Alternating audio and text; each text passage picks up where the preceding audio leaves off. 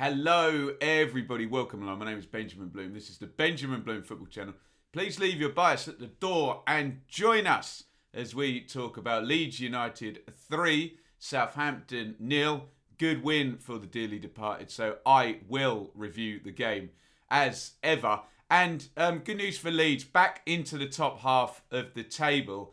And what Leeds have managed to do quite well this season is where they have had defeats, they've not gone into a big long dip, have they? And this is another example. I think it's 3 defeats in 4 going into this one.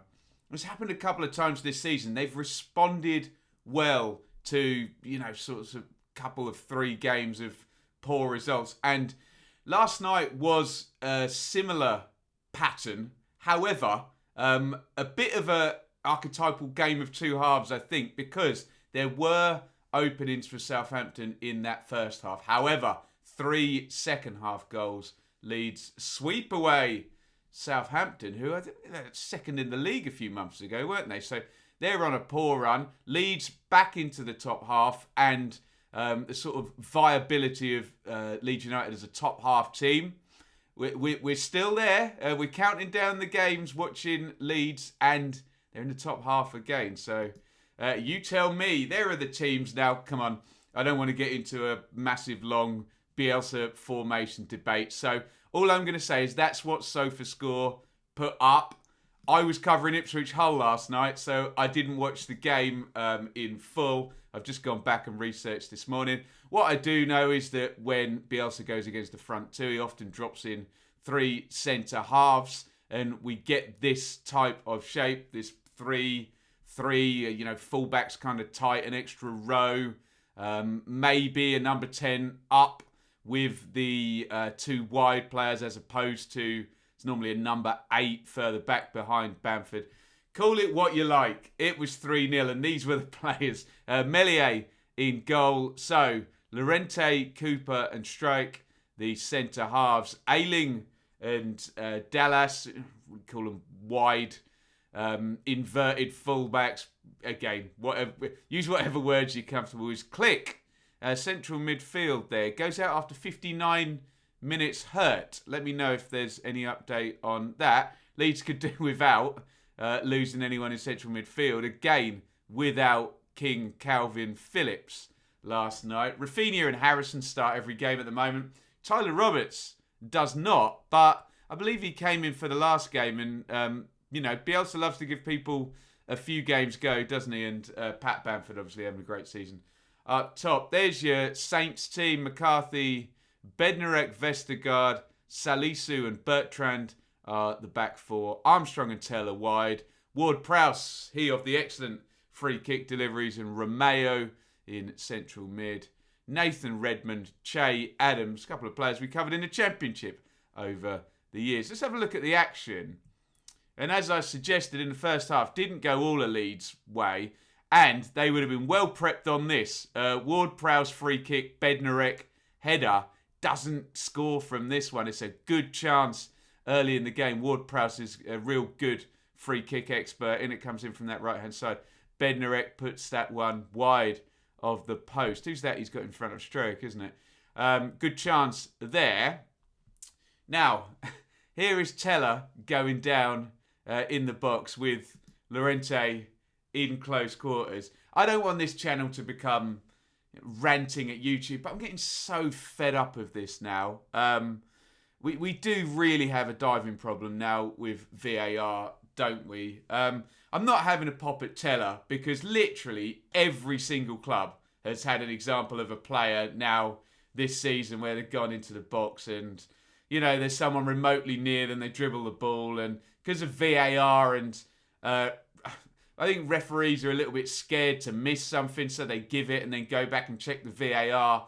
And we know when you see something in hyper slow motion, every contact looks like a Mike Tyson punch or something. But we got to stop this, haven't we? Because, and again, I don't want to pile in on Teller because I'm sure we can name players from every single club doing this season. But he goes in, he leaves the right leg. You can see Llorente's hand. Oh dear. I just think we need to really focus on contact being either proportional to stop the opponent or actually use the word impede, because we are having a really, really big problem. Fortunately, referee Mariner was fooled in the first instance, gave the penalty, but on the VAR, I think they came to the right decision. Perhaps Teller should have been booked. It's so hard with simulation though, because it's like intent in any of the laws, isn't it? You're basically reading someone's mind and saying, no, he didn't fall over, he deliberately threw himself down. I know I'll get a slew of comments saying, of course he did. I'm just giving everyone the benefit of the doubt, but I'm getting so fed up of this type of penalty where just any contact is now a foul, and that can't be this. Anyway, I've said enough about that this season, and I don't want to have a big pop at Teller because, like I say, in the interest of balance, I'm sure every club has had a player try and get a VAR penalty this season, haven't they? We have to stand up and pray silence for a slide tackle now. Rafinha, big break for Leeds. That's excellent from Romeo, and it does prove that we can have sliding tackles in the penalty area in the modern game without everything being a penalty, for goodness sakes. Nice to see, I think we'd all agree there. This is a bit of a weird one. I've tried to pause this at the exact moment referee Mariner blows his whistle. So Ward-Prowse tries to take a free kick. Looks like he's taken it about a second too soon. And unless we mic up the referees, we don't know what was said on the pitch. I suspect referee Mariner has said, wait for the whistle. And the ball has been played just before the whistle. That was the replay on the Sky footage. If the audio is lined up properly, then referee Mariner is right there again. I didn't hear what was said on the pitch, but looks a fair call given me trying to pause it as the whistle goes. There. Here comes Pat Bamford in the second half with yet another goal. 13th goal of the season from Bamford. I've got the stats in the corner there. 25 played, started 25 as well. Plays 86 minutes per match. So basically 13 goals in 25 games is just over a goal every second game.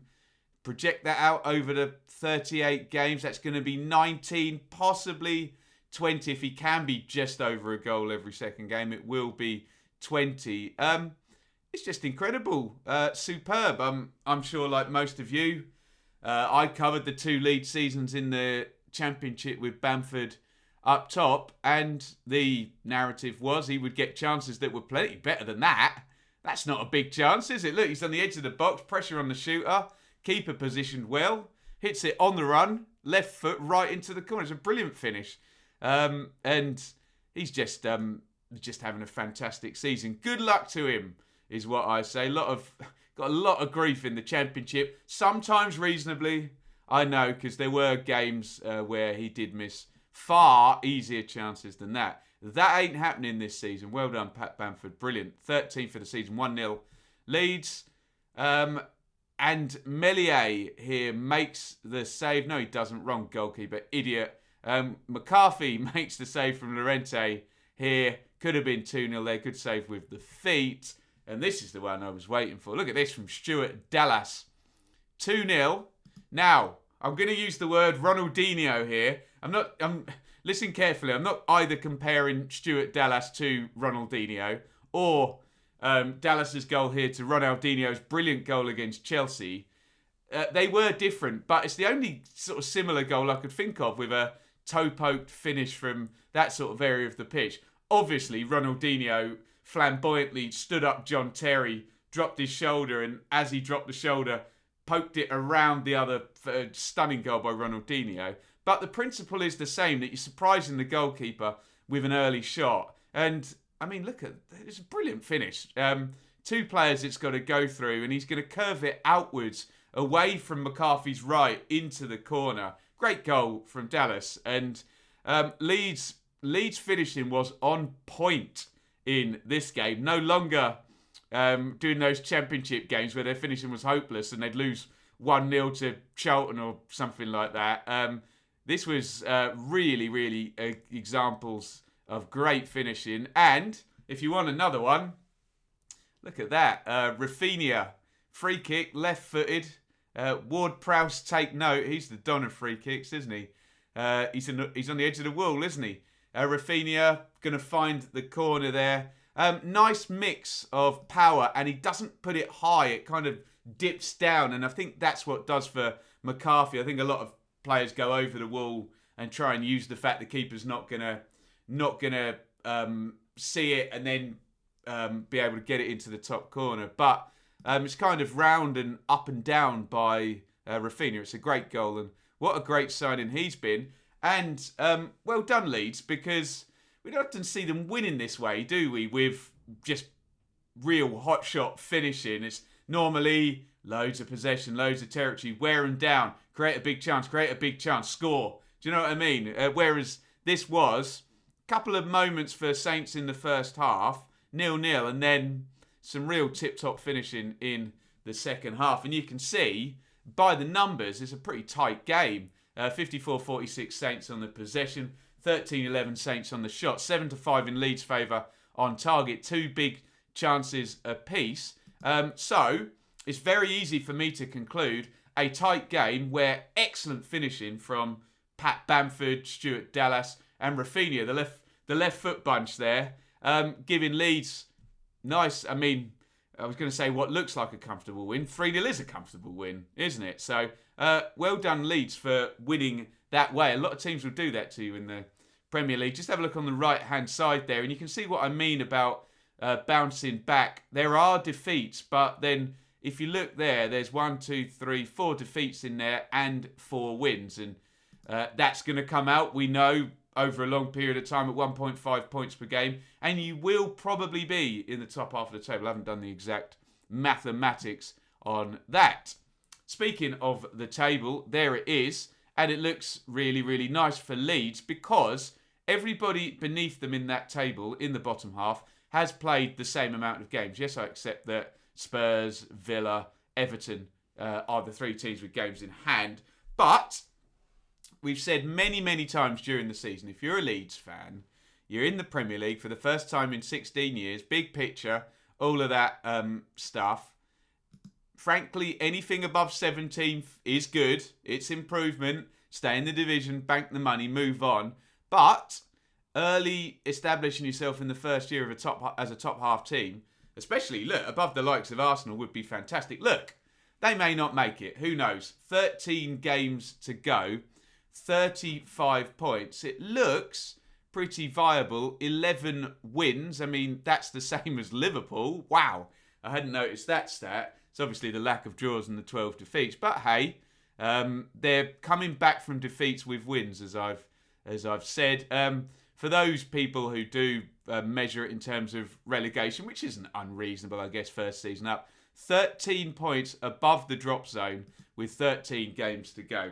Leeds are not going to get relegated. I understand you Leeds fans. You know, that's the kind of baseline, isn't it? But they've nearly hit a point per game for the whole season. One more win and they'll be at 38. And I know everyone bangs on about 40 points. Again, I haven't done the numbers, but I bet that's not the case. And especially this season when you look at Sheffield United and West Brom's really low totals. So basically, don't worry, Leeds fans. Don't. And it's good because it's not the stick I think we measure Leeds by now. I think you measure them by a kind of mid-table stick, which is really, really good. Nice little thing at the end. I don't want to get all morose, but obviously Calvin Phillips' grandmother died recently and they had a shirt, and hopefully we'll see Calvin Phillips back.